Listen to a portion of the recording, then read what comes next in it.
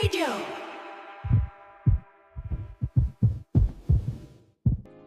Ako po si Lexi. Buong professional life ko ay teacher ako. Nagsimula sa preschool, nag-elementary at high school at ngayon ay freshman teacher o instructor ako sa college. Hindi pa ako matatawag na professor kasi wala pa akong PhD o master's degree. Next year pa siguro yon kapag naipasa ko na ang masteral thesis ko. Masaya ako bilang teacher dahil nakikita ko ang pagbabago na naidudulot ko sa mga estudyante ko. Lalo na noong nagturo ako sa private school na preschool. Nang unti-unti kong makita na matuto na magbasa, magbilang at unti-unting magkamalay ang mga kids ay sobrang satisfying yon para sa akin. At kung paano kanila yakapin at sabihan ng I love you. Sobrang fulfilling yon. Feeling mo talaga ay mahal ka nila. Kapag Pasko, Valentine's at sa katapusan ng school year ay bumabaha ng mga regalo. Halik at yakap mula sa mga estudyante. Pati mga parents nila kapag tuwang-tuwa sa iyo ay tuwang-tuwa talaga sa iyo. Kakausapin ka at kakaibiganin ka ng sobra dahil sa tulong na naibibigay mo sa mga anak nila. Minsan nga ay may mga daddy pa na feeling ko ay nagpapakyut sa akin. Pero buti hanggang inosenteng flirting lang ang mga nangyayari. Marunong kasi akong makahalata kaya't inaangat ko kaagad sa professional na pakikitungo ang usapan. Kaya ayon, hindi na nila itinutuloy pa. Ilang taon din akong nasa preschool tapos ay nilipat ako sa elementary, ganoon din papadudot. Well-loved din ako at mas enjoy din kasi mas makakausap mo na ang mga estudyante. Mas meron silang malay tungkol sa mga bagay-bagay. Pero may bigayan pa rin ang mga regalo kapag Pasko, Valentine at katapusan ng school year. Pagkatapos ng ilang taon ay sa high school naman ako. Iba naman ang fulfillment doon. Kasi nagbibinata at nagdadalaga na ang mga bata. So marami ng mga crush yan. Maraming nagiging heartbroken. Ang may mga problema sa love life ay nag-uusbunga na. Kailangan kapag high school teacher ka ay parang guidance counselor ka rin. Kasi alam mo na, mga teenager ang daming drama sa buhay. At sa high school ay naging close din ako sa mga estudyante ko. Ipinapakita pa rin nila ang pagmamahal sa akin. At sobrang pagiging expressive nila. Kasi nga mas may kamalaya na sila sa stage na yon. At hindi ba sa high school ay nabubuo ang pinakamalalim na friendships natin. Kaya sa high school ay damay din sa malalim na appreciation at friendship ang high school teacher. Kaya't ang high school reunion ay sobrang inaabangan natin. Dahil sa mga bond at pagkakaibigan na nabuo sa gitna ng gulo ng puberty ng mga estudyante. At dahil alam nilang papalapit na ng papalapit sila sa real world o totoong buhay ng college life. At ngayong nasa college na ako, sa totoo lang po papadudot ay namimiss kong magturo sa mga bata na estudyante. Lalo na sa preschool. Kasi doon, ikaw ang laging tama. Teacher ka eh. May feeling na ganon. Kasi open na open ang mga estudyante sa lahat ng mga sasabihin mo. Talagang sunod-sunuran sila sa iyo. Kasi ikaw lang talaga ang may alam ng tama at mali.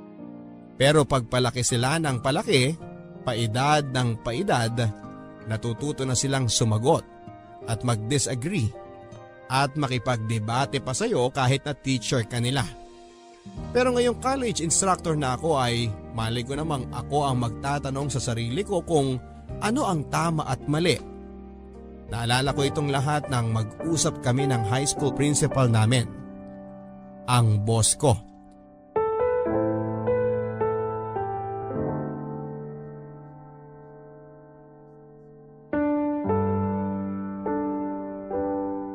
Oh, Teacher Lexi, last day mo na dito sa school. Maraming salamat sa maraming taon na pagtuturo mo sa mga bata.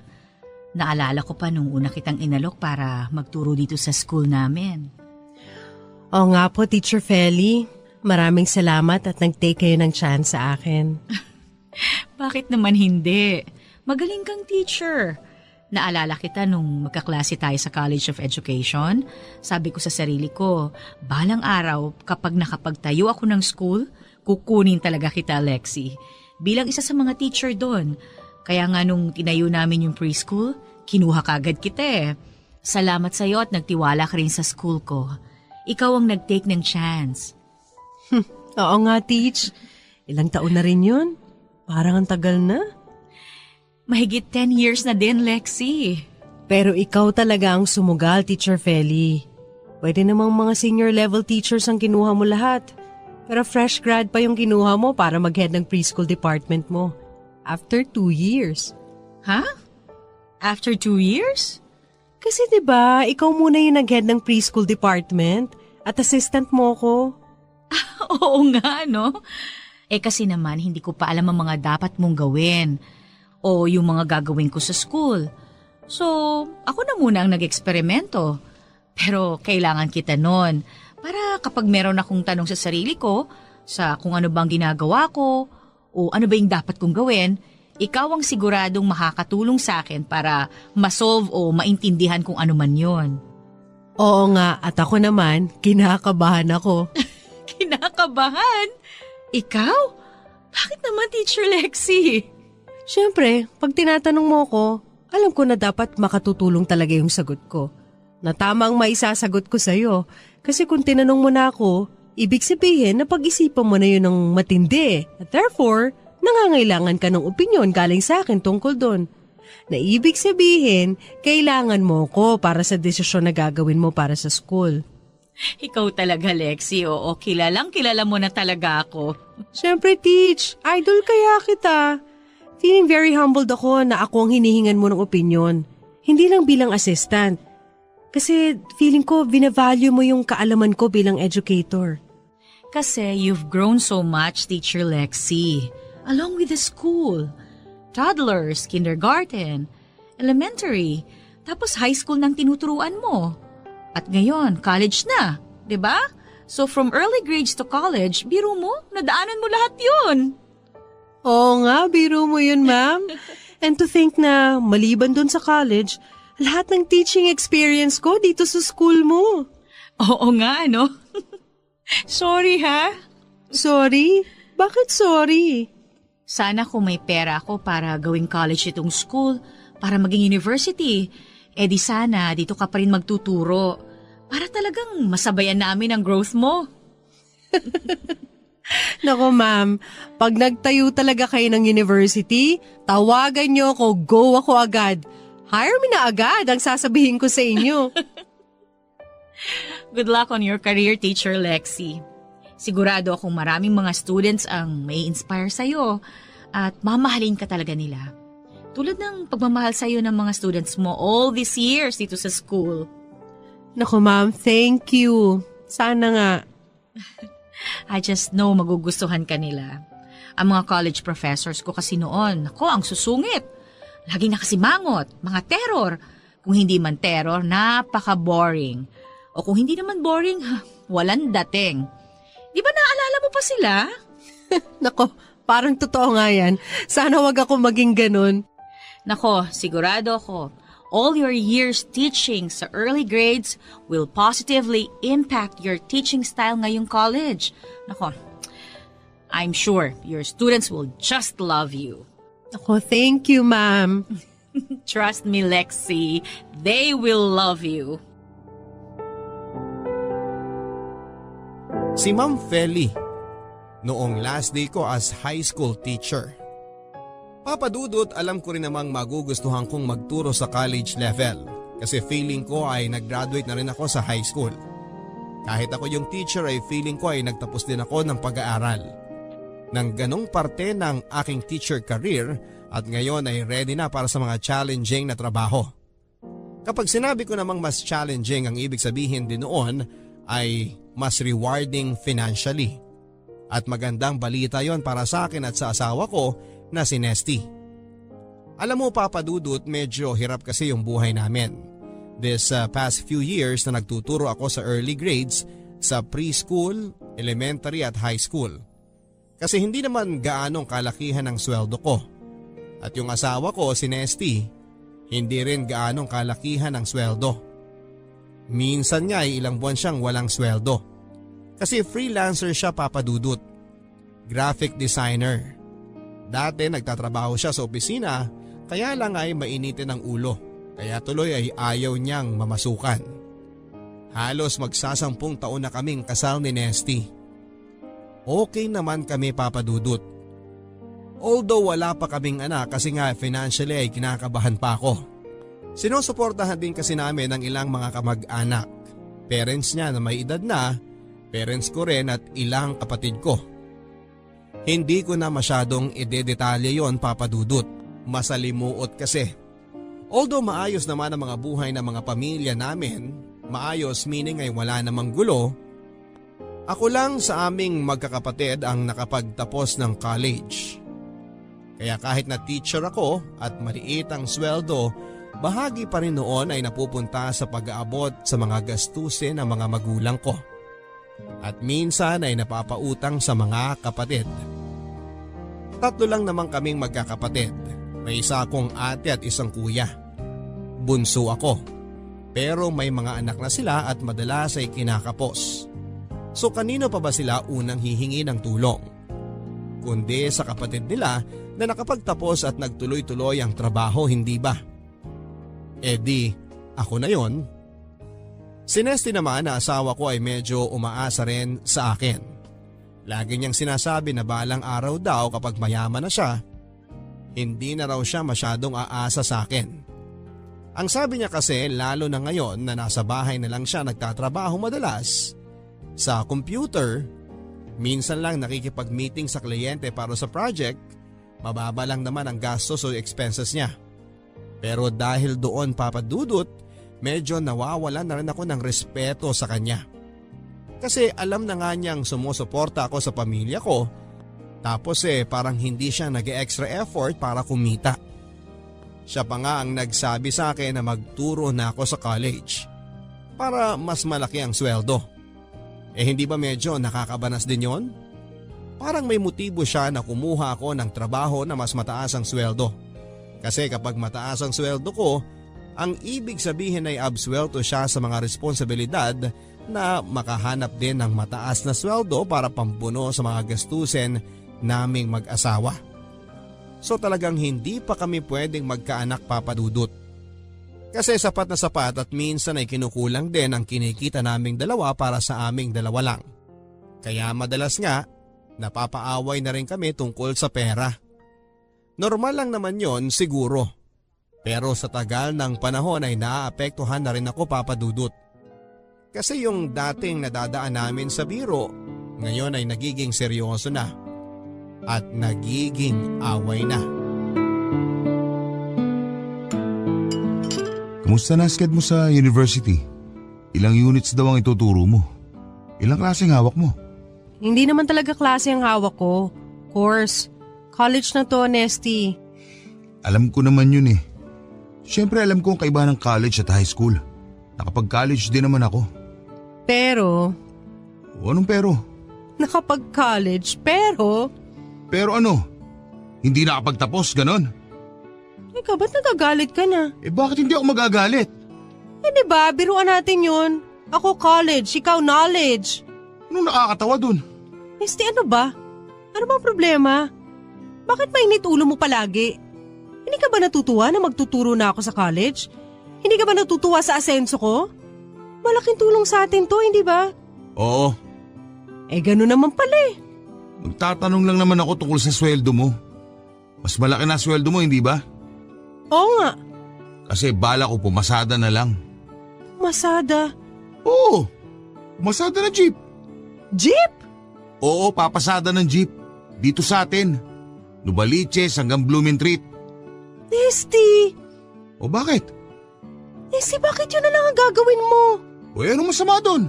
Wala ka na ba makuha mga project? Yung dati mo mga contact, hindi ka na binibigyan ng trabaho? Pag namamasada na ako, hindi ko na kailangan ng mga contact. Hindi na nakasalalay ang kabuhayan ko, ang kabuhayan natin, sa mga racket-racket ko na ganyan. Pag namamasada na ako, tuloy-tuloy ang biyahe. Hindi naman nauubusan ng pasahero araw-araw eh. Tuloy-tuloy ang biyahe, tuloy-tuloy ang sweldo. Pero bibili pa muna tayo ng jeep, ganun ba? Oo, sandali lang yun pag regular ka na sumisweldo. Nesty, Bakit? Ano problema mo? magtuturo na ako sa college. Magiging professor na ako. Oo nga, ano ngayon? Anong kinalaman nun sa pagpasada ko ng jeep? Hindi pwedeng jeepney driver ang asawa ng isang college professor. Kaya nga bibili tayo ng jeep. Ha? Kapag sa atin na yung jeep, hindi lang ako driver. Jeepney operator din ako. Dahil hindi ako namamasukan sa kung sinong jeepney operator, nakukunin lang ang kinikita ko sa pamamasada buong hapon. At pag akong operator at may-ari ng jeep, sa akin ang oras ko kung kailan ako papasada. Kung sa Maynila nga ako kukuha ng prangkisa, baka pwede pa kitang sunduin dun. Isasabay ko sa tapos ng klase mo. Tapos sabay ka na sa akin pag-uwi.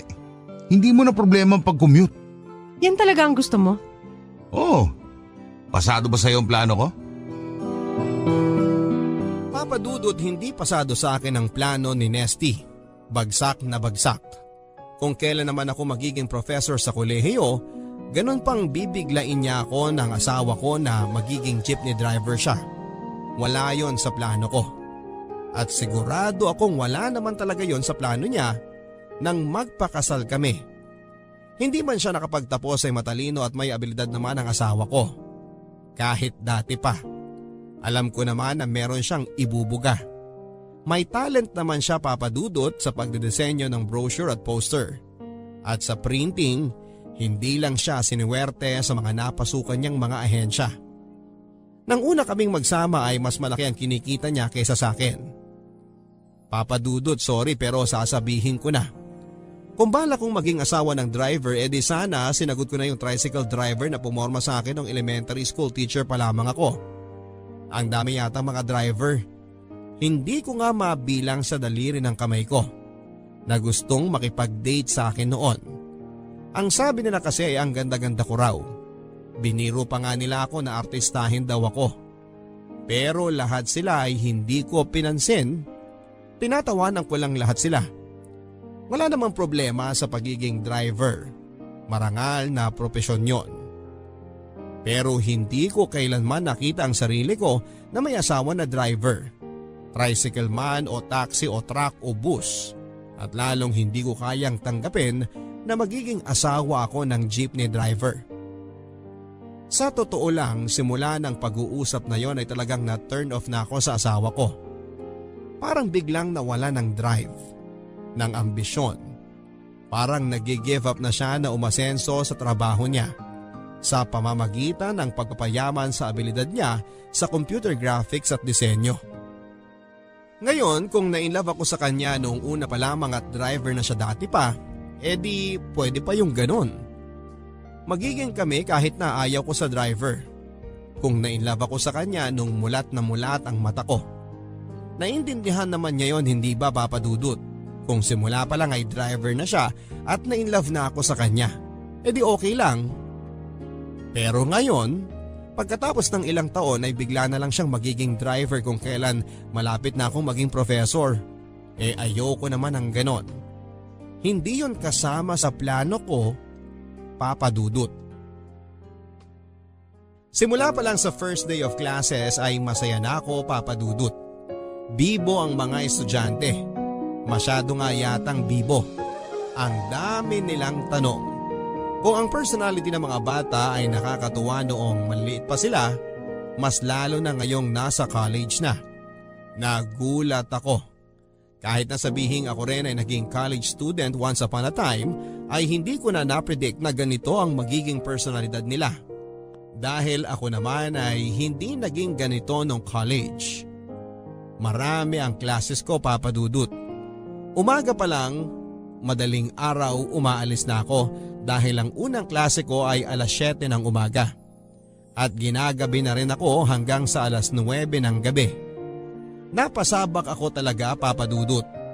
Siguro ay nabilib sa akin yung coordinator ko at binigyan ako ng maraming mga klase na hahawakan. Medyo may kakulangan kasi ang mga teachers sa college level. So naparami ang trabaho na ibinigay sa akin.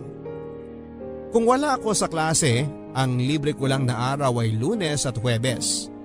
Nagche-check naman ako ng mga papers online. Puro online na kasi papadudot. Hindi na piniprint ang mga paper at project. Kaya kung hindi ako nakatutok sa mga klase ko, pagdating sa bahay ay nakatutok naman ako sa computer, nagche-check ng mga gawa ng estudyante ko. Kaya't ng unang mga buwan ay talagang nagkalayo kami ni Nesty. Almusal na lang ang naihahanda ko sa kanya. Ang tanghalian at hapunan niya ay hindi ko na alam kung paano ang ginagawa niya. Nag-iiwan naman ako ng pera pero konti lang yon. Marami namang mga karinderya sa paligid namin so malamang ay doon na siya kumakain. Ako naman ay kumakain na ako malapit sa school bago umuwi kasama ang mga co-teachers ko na mga baguhan din halos lahat. At minsan ay sinasabayan ako ng mga estudyante ko. Wala na akong magawa tungkol doon papadudot. Pag tinatabihan nila ako sa cafeteria ng school ay tinatiming nila na nakapagsimula na ako. So hindi na ako makakatanggi o makakalipat ng upuan. Okay naman sila papadudot.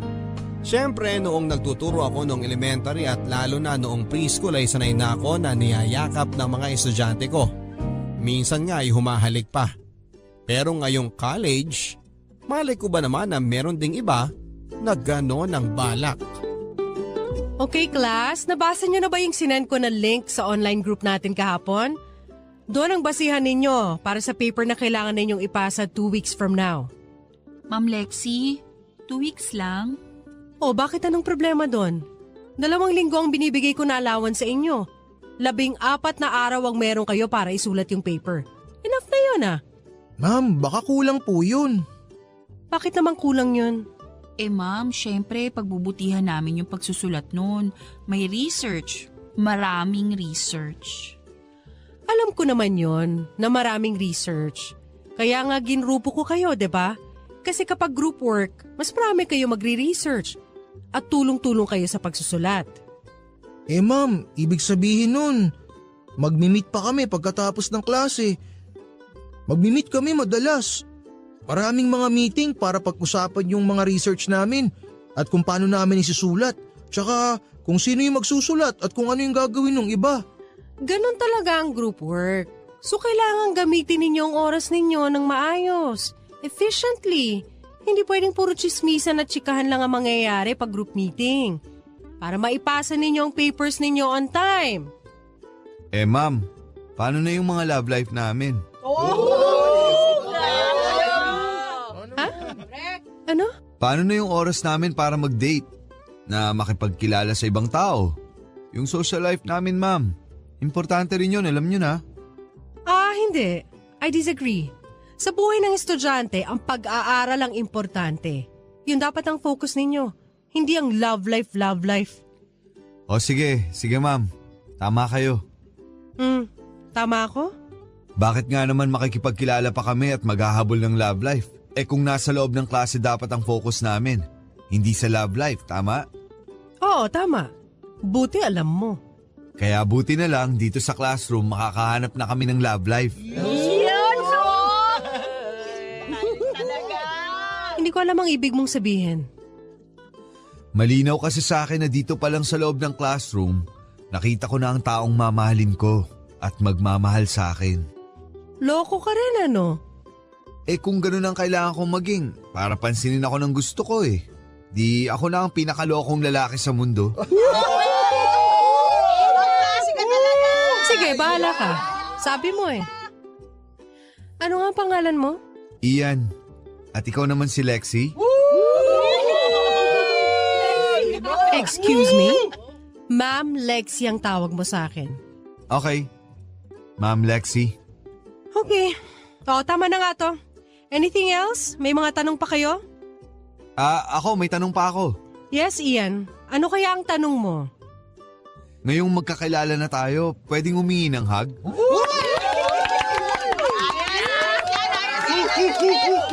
No! Walang hug! Okay, nagbabaka sakali lang naman. Nako papadudot, hirap na hirap akong itago ang kilig ko. Si Ian kasi gwapo at matipunong estudyante. Isa sa mga pinakagwapo sa campus kung tatanungin mo ako at iba pang mga teacher na babae at mga bading. Kasi may mga beke rin syempre na nagtuturo doon. Sasabihin din nila na si Ian ang pinakagwapo, parang morenong version ni Dennis Trillo at mas matangkad. Pero sa tingin pa lang niya, alam mo nang pilyong bata binata ito. Feeling ko ay may crush siya sa akin at feeling ko ay alam ng buong klase. Kasi lagi nilang ibinibida si Ian. Parang sineset up nila na pansinin ko siya. Kapag nagtatanong ako sa klase, minsan sinasabi nila na tawagin ko si Ian. Bino-volunteer nila kasi siya raw ang may alam ng sagot. Kasi siya raw ang may alam tungkol doon. Kasi si Ian daw ang lagi kong pinapansin naman, sinasabi nga nila na favorite ko raw si Ian. Sa totoo lang papadudot ay hindi ko akalain na tutuksuhin ako ng mga estudyante ko ng ganon. Parang pinagtutulungan nila ako. Sasabayan nila ako sa koridor, kunwari ay tutulungan nila ako magdala ng mga libro at materials na mabigat. Una tatanggi ako, tapos pag pumayag na ako, biglang darating si Ian at siya na ang magdadala ng mga gamit ko. Ipapasa nila sa kanya. Kaya ayun, siya ang kasama ko maglakad papuntang faculty room. Ilang beses tong nangyari. At una sinasabi ko na ayoko ng ganitong pakulo nila at ni Ian. Pero pag tagal-tagal ay pumapayag na rin ako dahil mabigat naman talaga ang mga dala ko. Kaya dahil dito ay nagkakausap kami ni Ian. Kahit nga nung simula na niya akong tawagin na Lexi ay hindi Ma'am Lexi ay hindi na rin ako nagprotesta pa. Kasi ang ganda ng boses niya at ang pagkakabigas niya ng pangalan ko. Ang tweetams ko papadudot. At pagkatapos ng ilang beses na makasabay ko si Ian sa koridor, nauwi ang usapan mula sa small talk tungkol sa klase at mga papers at napunta na sa ibang mga bagay. Mga personal na bagay na walang kinalaman sa classroom. Ito yung mga bagay na kapag nasimula ng mapag-usapan ay alam mo nang nag-iiba na ang usapan. Magbabago na ang dynamic o pakikitungo namin sa isa't isa. Hindi na ito bilang estudyante at guro o pupil at professor. Pero magiging usapan na lang ng dalawang tao na may buhay na normal. Na may pangitain at pangarap at may mga tumitibok na puso at isipang umiikot. Na kadalasan ay nag-aaway at nagkaka-conflict sa isa't isa. Hindi ba lagi nalang sinasabi na nag-aagawa ng puso at isipan natin para sa atensyon? Na nagtatag of war ang dalawang ito, ang puso at isipan. At lagot ka kung ang puso ang mananalo. Ganon ang mangyayari pag ang usapan ay nauwi na sa personal na mga bagay.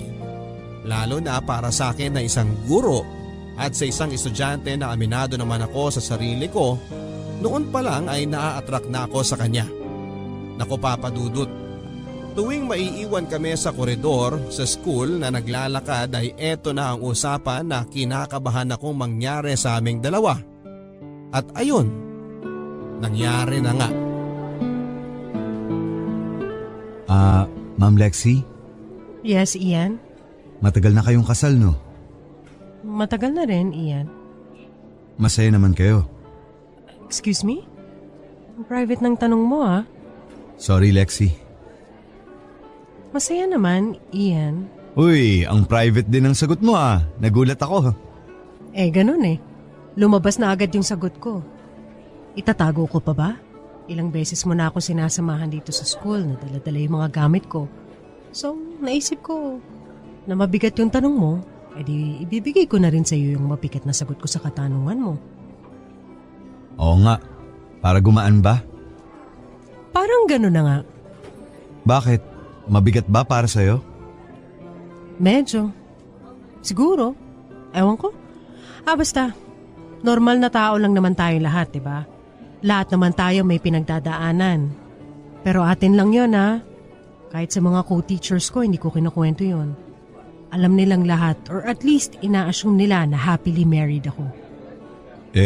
Siguro walang nagtatanong sa'yo. Siguro nga. Lahat sila alam kung paano rumispeto at dumistansya. Sorry. Pasensya na ha. Ako kasi ayokong dumistansya eh. Anong ibig mong sabihin? Hindi mo pa ba nahalata, ma'am? Ian. Yes, ma'am? Ian. Yes, ma'am. Bakit bigla mo akong tinatawag na ma'am ulit? Ha? Kanina lang tinatawag mo na ako na Lexi. Ma'am. Lexi. Tama. Ian. Ma'am. Lexi? Tinatanong mo ba ako kung nakakahalata ako? Yes, ma'am. Ay, sorry. Lexi. Yes, Lexi. Ang tanong ko naman sa'yo, ikaw ba hindi nakakahalata? At doon na nagsimula, Papa Dudut. Nagka-affair na kami ng estudyante ko. Alam ko na hindi dapat yon. Pero mahina ako at hindi ko kayang tumanggi. Ano ang gagawin ko, Papa Dudut? Hindi ko naman pinilit si Ian at hindi rin niya ako pinilit. Pareho naman naming ginusto yon. Ang importante lang ay itago namin at marunong kaming magdala. Simula noon ay hindi na kami nakitang magkasama sa campus. Parang hindi na kami magkakilala sa klase. Sinabi ni Ian sa mga kaklase niya na talagang tinanggihan ko siya at sinabing itigil na niya ang pagpapakyut sa akin. Nagalit daw ako at naniwala naman yata sila. Tumigil na ang tuksuhan, Papa Dudut. Ang hiyawan at ang pagpapakyut at mga setup. At syempre mas kumonti ang oras ko sa bahay. Mas late akong umuwi. Inuumaga pa nga madalas. Madalas kapag libre ako sa susunod na araw, Lunes o Huwebes ay doon na ako umuwi. Bandang tanghalian. Syempre si Nesty nagsususpetsya na rin na merong nangyayari na hindi niya maipaliwanag. Kaya ayon, ako ang hinahanapan niya ng paliwanag. Mas madali kasi kung inuumaga ako para hindi na kami magkaharap ng asawa ko. Pag dumarating ako, tulog na siya. At pag aalis ako, kung hindi man siya tulog, ay wala siya sa bahay o busy na may kausap sa internet na kliyente tungkol sa project. Madalas naman ay talagang tinatakasan ko na siya. Magugulat na lang siya na wala na ako sa bahay at hindi ako sumasagot sa mga text niya. Hindi naman niya ako matawagan sa cellphone kasi laging walang load yon. Ako ang naglo-load sa kanya. Ang pamilya ko ay napapabayaan ko na rin. Hindi ko na sila binibisita. Sinasabi ko kay Nesty na bumibisita ako sa kanila pero ang kasama ko lang ay si Ian. Nagpapadala lang ako ng pera sa pamilya ko pero nagtitext ako lagi na hindi ako makakadaan. Ano bang nangyayari sa akin, Papa Dudut?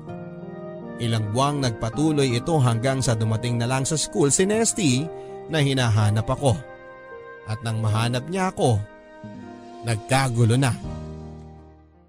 Hindi ko naman nakalain na magkakaganito, Papa Dudut. Relihiyoso naman akong babae. Nagsisimba ako palagi, pero noon lang. Pero Papa Dudut, kahit dati pa ay gusto kong laging tama ang gagawin. Kaya nga ako naging teacher eh. Kasi importante sa akin na tama ang gawin ko. Hindi ko dapat pinipili ang mali. Pero bakit sa ganitong pagkakataon ay parang ang mali pa ang pinili ko?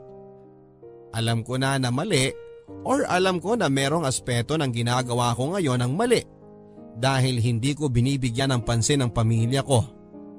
Ang upbringing ko bilang tao na masunurin, na marunong rumespeto sa mga natutunan ko noon sa eskwela, sa mga magulang ko, sa simbahan. Gaya ng sabi ko ay relihiyoso ako noon, Papa Dudut. Bagamat hindi na ako masyadong nakapagsisimba tulad ng dati. Sa tingin ko naman ay alam ko pa rin kung ano ang tama at mali. Ang problema nga lang ngayon kahit na alam kong mali ay hindi ko pa rin mapigilan ang sarili ko. Somehow, nakukumbinsi ko na mas tama kung gagawin ko ang mga bagay-bagay na masasabi kong karamihan na mali. Hindi ko rin alam kung bakit binubura ng mga aksyon ko ang boundary sa pagitan ng guro at estudyante. Naunang tungtong ko pa lamang sa pagtuturo sa college ay natitempt na kaagad ako ng ganito. Sadya bang napaka-vulnerable ko ngayon dahil sa pag-alat ng samahan namin ng asawa ko. Ang pangako ko nang magpapakasal kami ni Nesty, bakit tila tinalikuran ko na? Tila lahat ng yon ay tinalikuran ko. Bakit ganon, Papa Dudut? Sa totoo lang ay ang daming mga tanong na nagpapagulo sa isipan ko. Kaya't mas madali na huwag ko na lang pabayaan itong gumulo pa lalo sa isipan ko. Hanggat walang ibang bagay na magdudulot ng kaguluhan, pinapabayaan ko na lang na mangyari ang nangyari. At nangyari na nga ang relasyon namin ni Ian. Ilang araw, linggo at buwan ang lumipas. Kinaya naming itago sa ibang tao ang relasyon namin. Walang kamuwang-muwang ang mga co-teachers ko, ang mga estudyante rin or at least parang walang nakahalata. Ilang buwan, Papa Dudut. Walang kaguluhan. Hanggang sa isang araw nang biglang dumating ang asawa ko sa school. Nang magkita kami ni Nesty sa school ay hindi ko na alam kung paano ko itatago. Nandun ang mga kasama kong co-teachers. Nang sabihin kong sa ibang lugar kami mag-usap, ayaw naman niya. Ni ayaw niyang lumabas ng faculty room para man lang makalayo sa mga mata at tenga ng mga kasama ko sa faculty. Yung ilang mga teachers namin ay umalis pero yung ilan siguro ay nakaamoy ng juicy na chismis. Hindi sila umalis. Kaya pakapalan na lang ng mukha, Papa Dudut. Kailangan kong harapin ang asawa ko. Lexi, ano ba nangyayari sa'yo? Nesty, wala nangyayari sa akin. Halos hindi ka na umuwi. Hindi na kita nakikita. Pinapabayaan mo na ako. Dati, puro ka kwento tungkol sa trabaho mo. Alam ko mga ginagawa mo. Pero eto ngayon, dumidistansya ka sa akin. Ano ba pinagkakabala mo? May tinatago ka ba? May iba ka bang inaatupag? Magsalita ka! I'm sorry, Nesty. Sorry ka? Talaga? I'm sorry pero hindi kita kakausapin kung ganyan ang tabas ng dila mo. Nandito ka sa school, pumunta ka na lang bigla. Na hindi ko alam kung paano ka nakapasok tapos bigla mo akong pagsasalitaan ng ganyan. Na parang may kung ano akong kasalanan sa'yo. Kung ano man ang pwede kong isagot sa'yo. At pwede naman ako talagang sumagot. Magmumukha akong may kasalanan talaga dahil lang sa tono ng pagtatanong mo. May lalaki ka siguro, no? Siguro may iba ka na. Excuse me. Huwag mo akong akusahan ng mga ganyang bagay. Nanguhula ka lang at ngayon kailangan kong i-defend ang sarili ko? Ikaw ang nag-akusa. Ikaw ang magbigay ng patunay. Wala akong kailangan sabihin sa'yo. Hindi ko kailangan magsabi ng kahit ano. At unang-una, hindi ka dapat nandito. Pinapahiya mo ko sa mga co-teachers ko. At siguradong kakalat to sa school. At malalaman ng ibang mga tao na mga estudyante ko. At makukompromiso ang integridad ko bilang guro nila. At ako pa ang mali? Ako pa? Ano bang ginawa ko sa'yo, Lexi? Wala kang ginawa. Sino ba dito ang kalaguyo mo, ha? Marami ka pa sinasabi para lang itago ang kabulustugan na ginagawa mo. Sino dito sa mga co-teacher mo kinakasama mo at hindi ka na umuwi ng bahay? Ha? Sino? Excuse me, sir. Please, umalis ka na. Hindi kailangan ng university na to ang mga dramang ganito.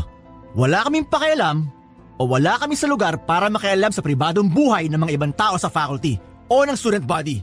Lalo na pag hindi naman naapekto ng trabaho at ang tuluyang pag-aaral ng mga estudyante.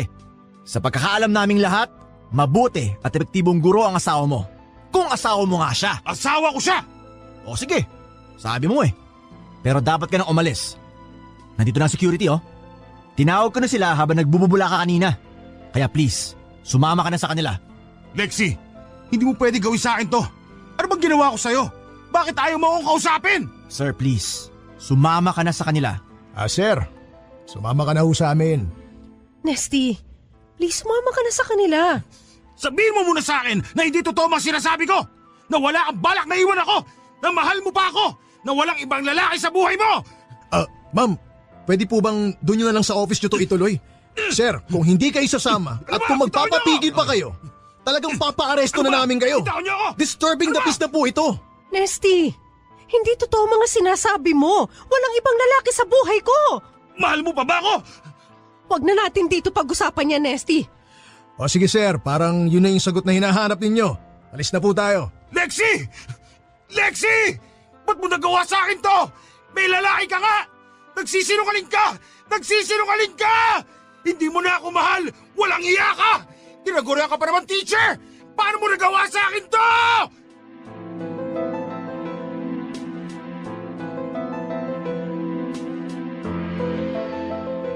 Pinaalis nila sa school si Nesty, Papa Dudut. Yung mga malalaking security guard sa gate, babae at lalaki sila, dumating para i-escort si Nesty palabas. Siyempre nagwala siya at nagsisigaw. Pero I guess, iba na ang mundo ngayon. Dahil tulad ng mga iskandalosong news sa panahon na to, madali siyang makalimutan.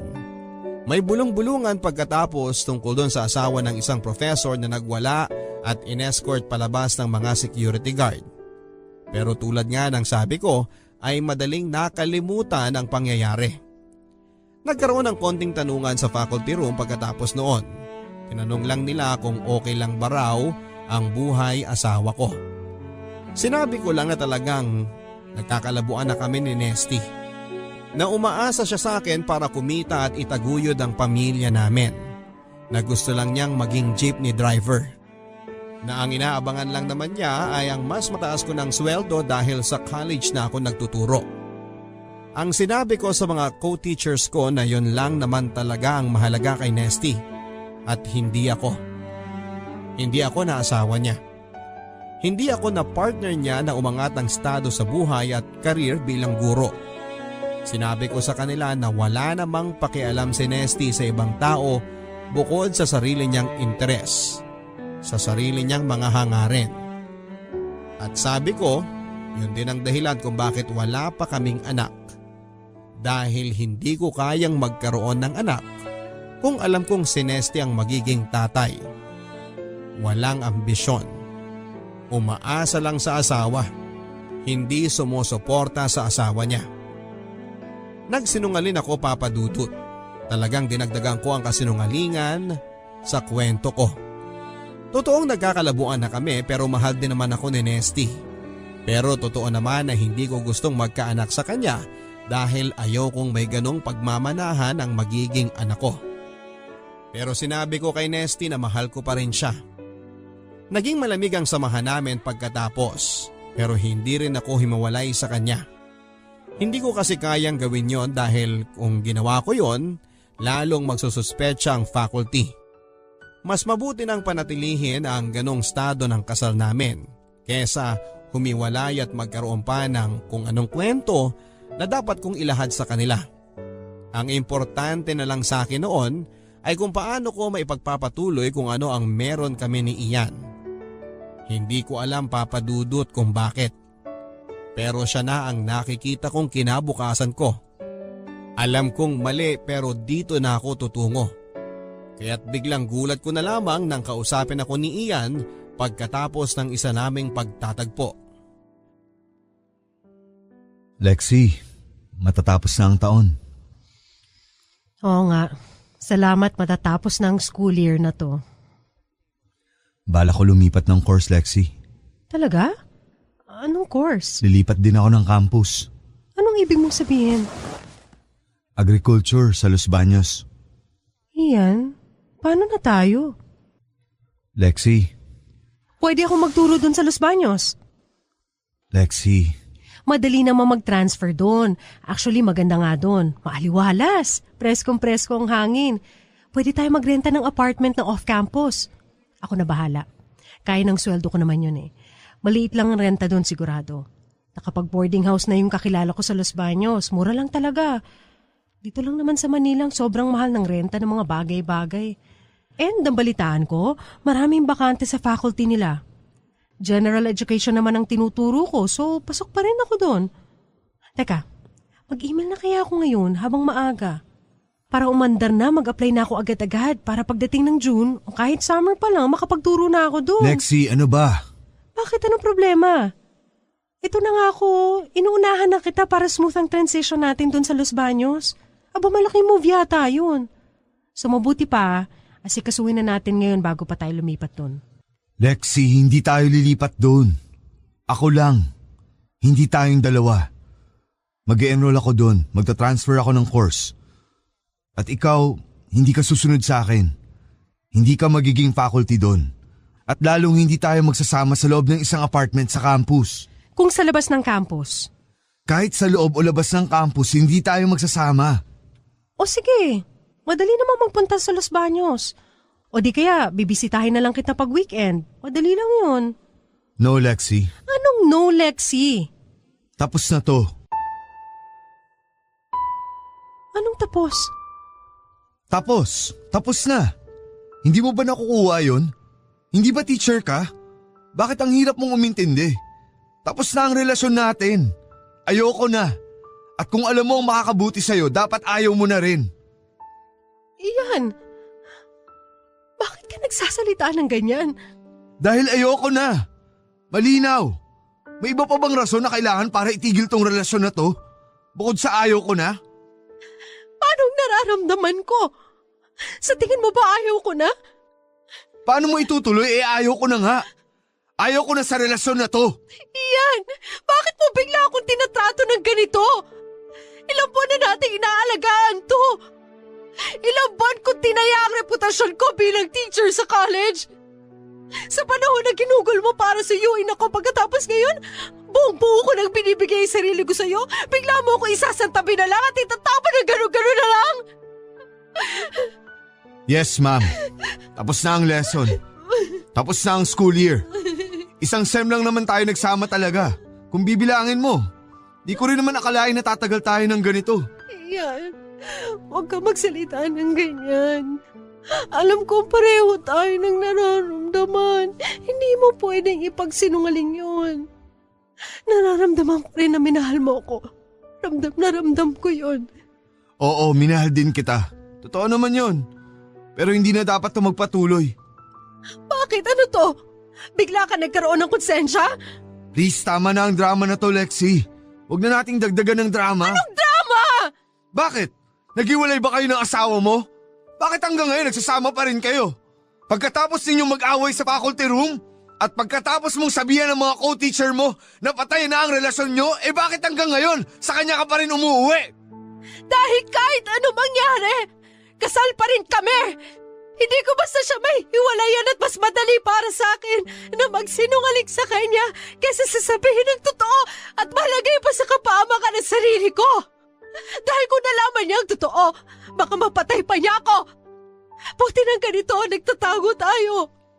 Mas gusto mong nagtatago tayo? Magaling naman tayo magtago eh. Ayoko nang magtago, Lexi! At kung pipilitin mo pa akong magtago, itigil na natin ang relasyon na to. Ang hindi ko maitago ngayon, ang katotohanan na hindi na kita mahal. Hindi mo na ako mahal? Pero bakit mo ko sinuyo? Alam mo naman ang kabataan, mapusok. Na-attract ako sa'yo. Totoo yun. Pero yun lang yun. At na-develop ako. At naging seryoso. Pero tulad ng maraming bagay, lumipas din siya. Tumagal ng kaunti, pero lumipas pa rin. Kaya Lexi... Huwag mong sabihin. Please! Huwag mo akong hawakan. Huwag mo sabi akong hawakan. Hanggang dito na lang. Pagkatapos noon ay ilang beses na lang kaming nagkita, Papa Dudut. Pero feeling ko ay napipilitan na lamang si Ian sa akin. Dahil naaawa siya siguro. O dahil hindi niya lang alam kung ano ang mangyayari kung bigla na lang siyang hindi magpakita sa akin. Baka feeling niya ay magwawala ako. Mag-iiskandalo. Alam ko kasi kung saan siya nakatira. Kilala ko kasi ang mga kaklase at kabarkada niya. At halata niya na parang masisiraan na ako ng bait. At hindi ko siya masisisi kung iniisip niya yon. Kasi talaga namang halos magwala na ako. Nagsimula akong uminom, mag-isa, ang bag ko ay laging may lamang alkohol at nagsimula akong manigarilyo. Sa university ay merong freedom wall sa website kung saan ay kahit sinong ay pwedeng magsulat ng saloobin nila. Anonymous, walang makakaalam kung sino ang nagsulat. Mga estudyante at faculty, mga trabahador ng university pwedeng magsulat doon. Kahit mag-rant o maglabas ng samaan ng loob ay pwede mo dong ilagay nang hindi mabubuking kung sino ang naglagay. Protektado ang privacy mo. Kaya sulat ako ng sulat doon. Parang mga blind item. Mga hugot lines. Huwag papatol sa lalaking mahiling magpa-cute dahil ang cute ay ika-cut off ka sa buhay mo. Mga nonsense na ganon, Papa Dudut. Minsan talagang kapal mukha ng nilalagay na mahal kita, bakit mo ko iniwan? Parang title ng kantang kasuklang-suklamang titulo. Alam kong kailangan kong maisaayos ang buhay ko pagkatapos noon. Talagang bagsak na ang pagkatao ko, Papa Dudut. Si Nesty talagang dumidistansya na rin sa akin. Parang ilang buwan na kaming hindi nag-uusap. Walang pakialamanan. Kahit sa tinitirhan namin, Papa Dudut, doon sa apartment, para kaming dalawang magka-boarding house na hindi nagkikibuan. Kanya-kanyang bili ng pagkain, kanya-kanyang laba at kanya-kanyang sariling mundo na napakaliit. Kaya't malaking ginhawa nang biglang makakuha ng trabaho si Nesty sa labas ng Maynila. Sa Mindanao pa nga, Papa Dudut. May dati siyang kaklase na biglang kumuha sa kanya bilang company driver. Marunong naman siyang magmaneho kaya't kinuha na niya. Malaki-laki ang sweldo pero kailangang doon na siya manirahan sa matagal na panahon. Ang sabi niya sa akin, pinapili daw siya kung gusto niyang doon na manirahan at pumayag naman siya. Ilang linggo na kaming hindi nakikita ni Ian at ilang araw na lang ay aalis na si Nesty. Hindi naman matagal na panahon ang lumipas bago siya makapagsimula ng trabaho niya sa Mindanao. Hindi naman sa ibang bansa kasi, Papa Dudut. Hindi kailangan ng kung ano-ano mga papeles at passport o visa o kung anuman. Mga health clearance lang at NBI clearance ay makapagsisimula na siya. Nag-usap kami ni Nesty bago siya umalis. Sa totoo lang, Papa Dudut, ay minahal ko rin naman si Nesty. Siguro kung nagkaanak kami kaagad, baka may pagkakataong pang nagbago siya ng pananaw at pagtrato sa akin. Pero hindi nangyari yon, kaya hanggang kathang isip na lamang kung ano ang posibleng nangyari sa aming dalawa kung nagkaanak nga kami. Pero masaya ako na aalis siya. Hindi dahil sa wala nang patutunguhan ng relasyon namin, Papa Dudut. Masaya ako dahil kahit papaano, magkakaroon na siya finally ng pagkakataon si Nesty para mapatunayan ang sarili niya. Mukha kasing importante ang magiging trabaho niya dahil pinadalhan pa siya ng pera para makabili ng mga damit na maayos na gagamitin niya sa trabaho niya.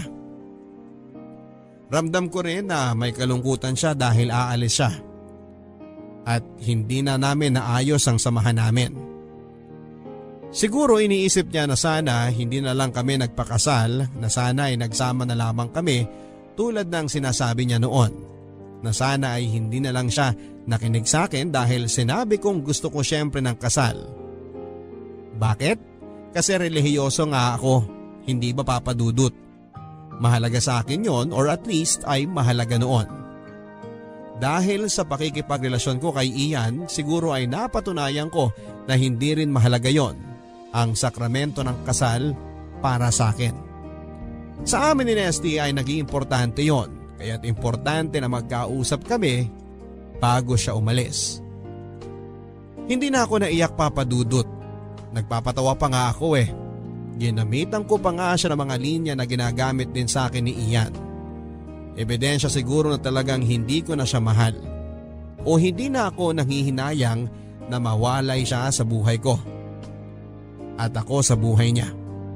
At kung talagang mahal ko pa siya ay maghuhunos dili akong bitawan sa kanya ang mga salita na galing sa lalaki na naging kalaguyo ko habang nagsasama kaming mag-asawa.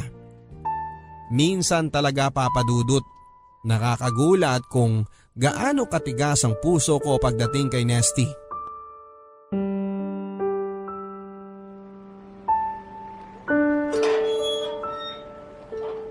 May tao bang babati sa'yo sa airport?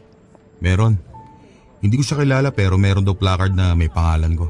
Wow, galing naman nun. Congrats, Nest. Biro mo yun, para kang sikat na celebrity na may susundo pa. May placard na may pangalan mo. Lexi. Paano kung may magpanggap na ikaw tapos agawin yung sundo mo? Paano na yun? Lexi, mahal kita. Please, Nesty, wag dito. Saan pa, Lexi? Kailan ko pa sasabihin ulit?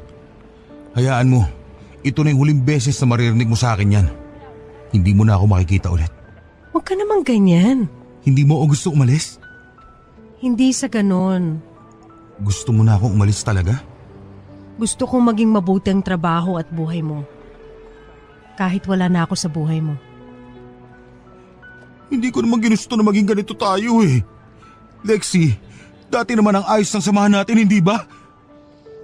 Maayos, Nesty. Pero may mga bagay na lumilipas talaga. Please, Lexi. Ipaglaban mo naman ang kaunti ang naging samahan natin. Baka naman may pag-asa pa. Kung maniniwala ka lang, malalaman mo na para sa akin, mahal na mahal pa rin kita at handang ipaglaban ang relasyon natin. Nesty, please. Please ano? Please, tama ng drama na to, Nesty.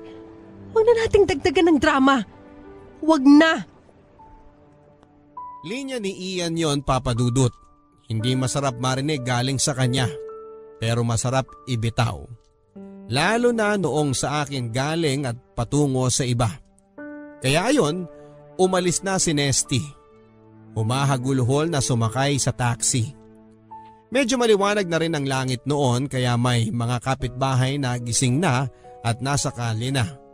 Malamang ay nakita nila ang pag-uusap namin at ang paghagulhol ni Nesty. Nakakahiya, Papa Dudut. At hindi ko alam kung bakit mas nahihiya ako sa paggawa ni Nesty kesa sa pagkakaroon ko. Isang babaeng may asawa at halos isang propesora na sa kolehiyo ng isang relasyon sa estudyanteng hindi hamak na mas bata sa akin. Pero muntik na akong mahiya ng isang araw ay kausapin ako ng kakilala ni Ian, si Weng. Talagang doon ako napilitang harapin kung ano ang ginagawa ko. Isa itong kakilala mula sa nakaraan niya. Isang nakaraan na wala akong kamuwang-muwang na nangyari pala. Bigla na lang niya akong tinawagan. Wala siya sa contacts ko at sinabing pupuntahan daw niya ako. Dumating siya sa apartment bago ako pumasok sa school. Nagulat na lamang ako at nandun siya. Kahit na hindi ko ibinigay sa kanya ang address ko. Sige, upo ka. Nagtataka ka siguro kung paano ko nalaman ang telepono at address mo. Oo nga. Hindi kita kilala. Pero kilala kita. Ilang beses kitang sinundan mula sa school hanggang dito sa apartment mo. Ha? Bakit? Inoobserbahan ko kayo ni Ian. Kilala mo siya? Estudyante ko siya dati. Nung high school pa lang siya. Teacher ka niya. Grade 11, chemistry. Paano? Sinuyo niya rin ako. Noon pa man, simpatiko na si Ian. Malaking bulas, parang hindi minor de edad kung umarte. 17 pa lang siya noon. At naging kayo? Oo, tumagal kami ng 2 taon. Hanggang maging first year college siya. Naghiwalay rin kami. At ngayon? Dapat malaya na kaming maging kami ulit. Kung hindi ka lang pumasok sa eksena. Ha? Anong ibig mong sabihin? Ngayong nakaraang taon, magkikita kami sana ulit. Pagkatapos ng matagal na panahon. Naging mainit na balita kasi kaming dalawa. Kumalat ang mga chismis. Maraming nakakita sa amin na magkasama. Nakarating to sa mga parents ng school na merong isang estudyante na naging jowa ng isang member ng faculty. Kahit nag-graduate na si Ian noon, kilala pa rin siya ng mga parents at admin. At ang girlfriend niya na teacher ay nagtuturo pa rin sa school ng mga anak nila. Kaya't pinaalis nila ako sa school. I'm sorry pero hindi ko alam ang kwentong to. Kaya naghiwalay kami ni Ian. Nangako kami na magbabalikan kami pag hindi na mainit ang mga mata ng tao at pag meron na akong ibang trabaho. Sabi ko sa kanya, huwag na kaming magbalikan. Baka doon na natatapos ang kwento namin. Pero mapilit siya. Kami na raw ang para sa isa't isa. At pagkatapos ng ilang taon, mangyayari na dapat yon. At magkakabalikan kami. Kaya lang dumating ka. Gaya ng sabi ko, hindi ko alam ang lahat ng ito. Bakit ba dumating ka pa sa buhay namin? Sinira mo ang mga plano namin. May asawa ka na. Ako, wala. Kaya malaya kaming magkaroon ng relasyon ni Ian. Pero sinuyo niya ako.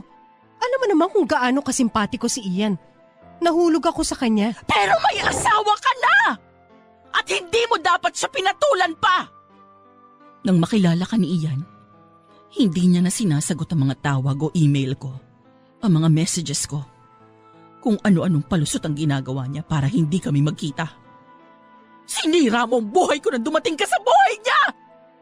Hindi ko alam. I'm sorry. Halos 1 taon mo akong pinahirapan! At ngayon, finally, hihiwalayan ka na niya at nakuha mo pang ipaglaban ang relasyon ninyo? Bitawan mo na si Ian! Ayaw na niya sa'yo! Hindi mo ba nakukuha yon? Alam ko. Eh bakit ayaw mo pa siyang hiwalayan? Kasi mahal ko siya. Alam mo rin kung ano ang pakiramdam na yon. Oo, alam ko. Itinaya ko ang pagiging teacher ko doon. Iniwan ko ang pagtuturo para sa aming dalawa. Ikaw ba? Kaya mo bang itaya ang pagtuturo mo? Naghiwalay kami ng asawa ko. Iniyakan ka ng asawa mo! Nakita ko siya. Yun yung araw na dapat pupuntahan kita. Pero nagkataon na yun din ang araw na paalis ang asawa mo papuntang airport. Maaga ako dadaan dahil papunta ako sa trabaho. Itinapon mo ang relasyon ninyo ng asawa mo dahil lumandi ka sa estudyante na ayaw na sa'yo! Hoy!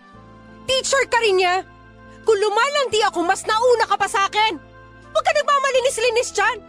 Pupunta ka rito sa pamamahay ko at sisigaw-sigawan mo ako ng ganyan? At kung umarte ka, akala mo kayo ulit ni Ian?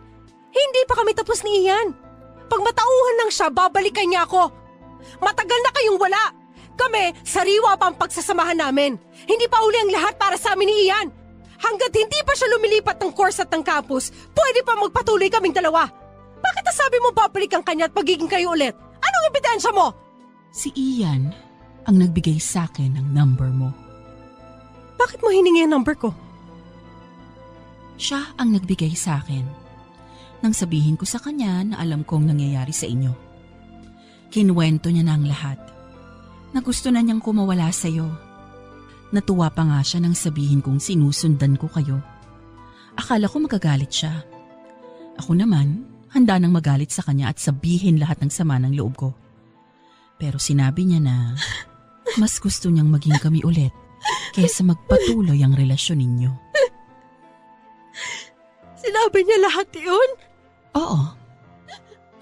Ano pang sinabi niya? Malaking pagkakamali raw ang pagsuyo niya sa'yo.